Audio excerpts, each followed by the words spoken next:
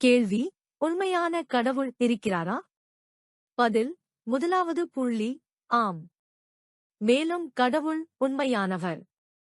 1 யோவான் 5:20. நாம் அறிகிறோம், தேவனுடைய குமாரன் வந்திருக்கிறார், உண்மையானவரை அறியும்படியாக நமக்கு புத்தியை தந்திருக்கிறார். நாங்களும் அந்த உண்மையானவரிலே இருக்கிறோம், அதாவது அவர் குமாரனாகிய இயேசு கிறிஸ்துவினிடத்திலே. இவரே உண்மையான தேவனும் நித்திய ஜீவனுமாயிருக்கிறார். ரோமர் 3:4. எப்படியும் இல்லை. தேவன் உண்மையானவர், மனிதர் யாவரும் பொய்யாளிகள் என்று இருக்கட்டும். வசனத்தில் எழுதப்பட்டிருப்பது போல், நீயே உன் வார்த்தைகளில் நீதிமானாய் காணப்பட்டு, நீ குற்றம் சாட்டப்பட்டபோது வெற்றி பெறுவாயு. 2வது புள்ளி: கடவுளுக்கு உண்மையான நிலை மற்றும் உண்மையான உருவம் உள்ளது. எபிரெயர் 1:3.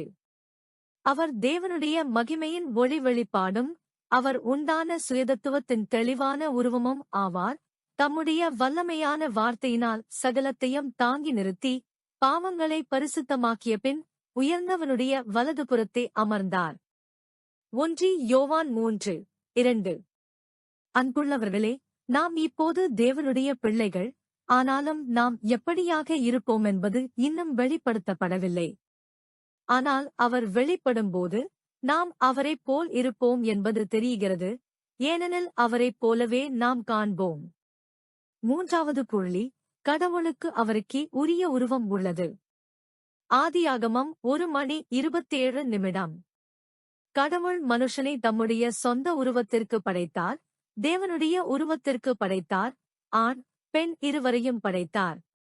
4வது புள்ளி: கடவுள் வாழும் உண்மையானவர்.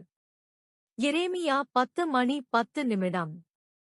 ஆனால் கர்த்தர் உண்மையான தேவன், அவர் உயிருள்ள தேவனும் நித்திய ராஜாவுமாக இருக்கிறார். அவர் கோபித்தால் பூமி நடுக்கம் கொள்ளும், ஜனங்கள் அவருடைய கோபத்தினை சகிக்க முடியாது. 1 தெசலோனிக்கேயர் 1:9.